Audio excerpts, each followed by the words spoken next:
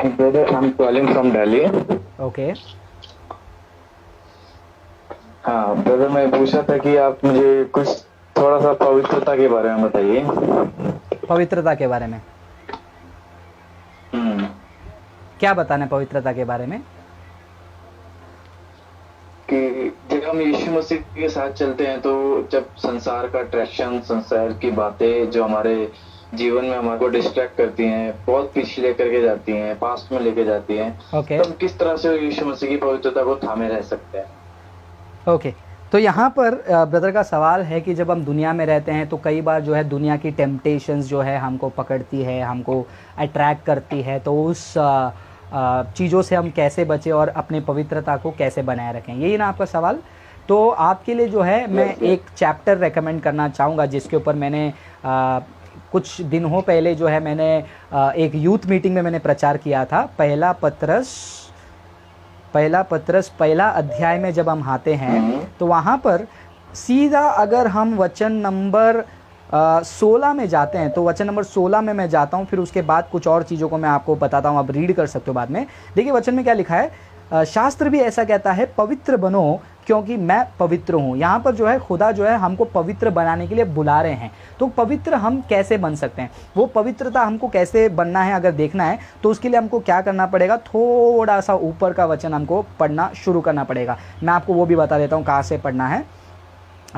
वो आपको पढ़ना है, जी। 1 सेकेंड।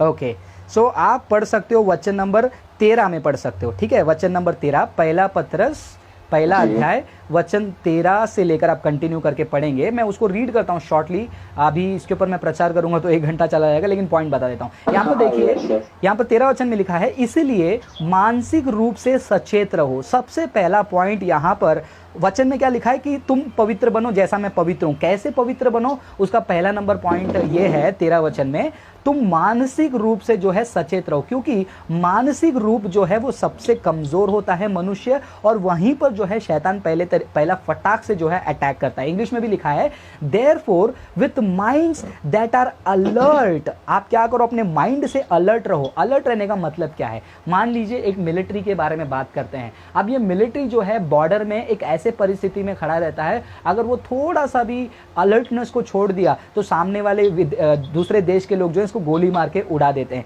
तो कैसा एक मिलिट्री अपनी जान को दांव पे लगाकर अपने देश के रखवाली के लिए वो एकदम आंख लगाए तैयार रहता है, अलर्ट रहता है, वैसे हम क्रिश्चियन को क्या करना चाहिए, हमारे माइंड को अलर्ट करना चाहिए। किस प्रकार का माइंड को अलर्ट करना चाहिए? ये कोई भी नहीं कह सकता है कि मैं पाप को बहुत दूर करने की कोशिश कर रहा हूं, पाप मुझे जबरदस्ती पकड़ रहा है। क्योंकि बाइबल हमको क्या कहती है पता है? बाइबल हमको कहती है हमने जो है पाप से बचने के लिए खून नहीं बहाया।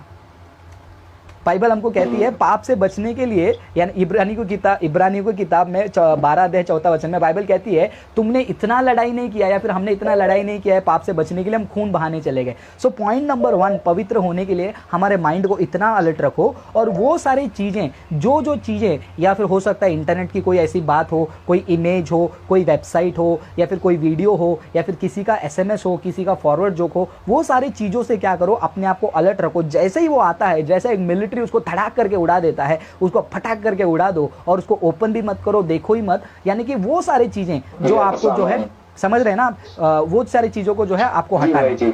Point number 1। पॉइंट नंबर 2, वहां पर क्या लिखा है, और अपने पर नियंत्रण रखो। इंग्लिश में क्या लिखा है, उसी 13 वचन में मैं दूसरा पॉइंट बता रहा हूं, and fully sober. Fully sober का मतलब, ये जो सोबर ये शब्द है ना, इसका बढ़िया मीनिंग है, अगर आप गूगल में जाके सर्च करेंगे, सोबर ये उस व्यक्ति के लिए इस्तेमाल किया जाता है जो व्यक्ति शराब नहीं पीता है। तो यानी कि बाइबल हमको कहती है कि तुम शराब पिए व्यक्ति के समान मत होना, बी सोबर। शराब पिया हुआ व्यक्ति का मन कैसा होता है? शराब पिया हुआ व्यक्ति अपना आधा माइंड उसका रहता है और आधा माइंड उसका नशा का रहता है।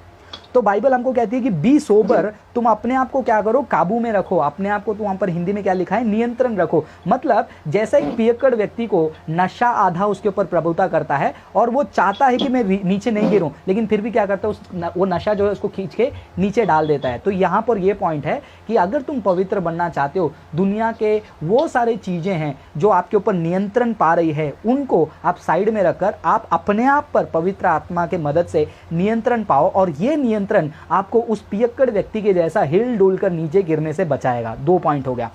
तीसरा पॉइंट अभी हम देखते हैं, मैं कंटिन्यू कर रहा हूं।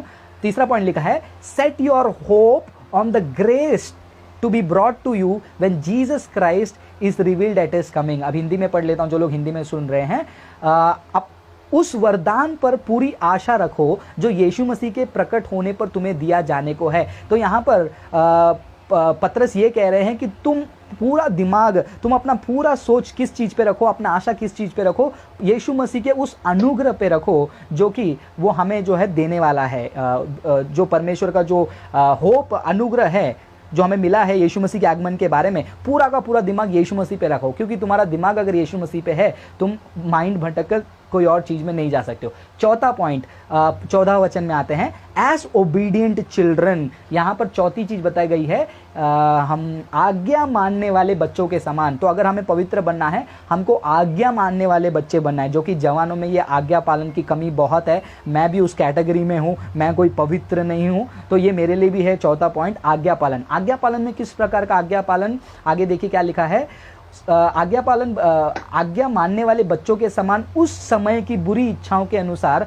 अपने को मत डालो। मतलब आप यीशु मसीह के पास आने से पहले आपकी एक बुरी इच्छा थी, वो बुरी इच्छा के अनुसार तुम क्या मत करो, अपने आप को फिर से मत डालो। कैसा था, एक टाइम पे तुम उस चीज पे जो है अनजाने में जीते थे जब तुम अज्ञानी थे। वहां पर क्या लिखा है, अपने को मत ढालो जो तुम में पहले थी जब तुम अज्ञानी थे। तो ये चौथा पॉइंट है, तुम आज्ञाकारी बनो और तुम अपने पुराने जीवन की जो छोटी छोटी बातें हैं उसके पीछे मत जाओ।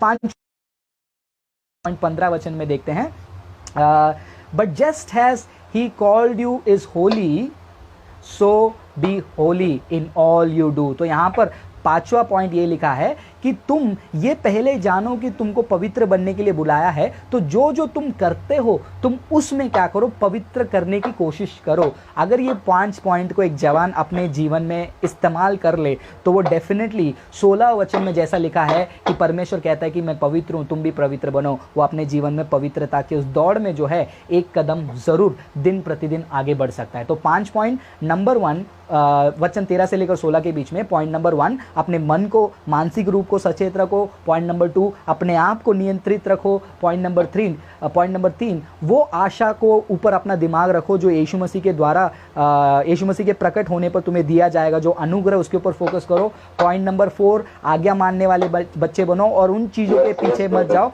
और पॉइंट नंबर 5 परमेश्वर के उस बुलाहट को समझो और उसके अनुसार अपने कर्म में पवित्र बनने की कोशिश करो, पूरे पवित्र आत्मा के सहायता से, क्योंकि पवित्र आत्मा हमें इसीलिए दिया गया है। और परमेश्वर का वचन 2 तीमोथी 3 अध्याय 16 वचन भी हमें ताड़ने के लिए, शिक्षा, हमें ताड़ना देने के लिए, शिक्षा देने के लिए, हमें सही मार्ग में लाने के लिए दिया गया है। तो ये 5 चीज़ें वचन के आधार पर, पवित्र आत्मा के सहायता पर जब हम आगे बढ़ते हैं, ज़रूर हम पवित्रता के इस दौड़ में दिन प्रतिदिन एक एक कदम हम आगे जाएंगे और एक दिन पॉल के समान हम कह सकते हैं कि अच्छी दौड़ को मैंने दौड़ा और अच्छे कुश्ती को मैंने लड़ा और मैंने लक्ष्य को पा लिया।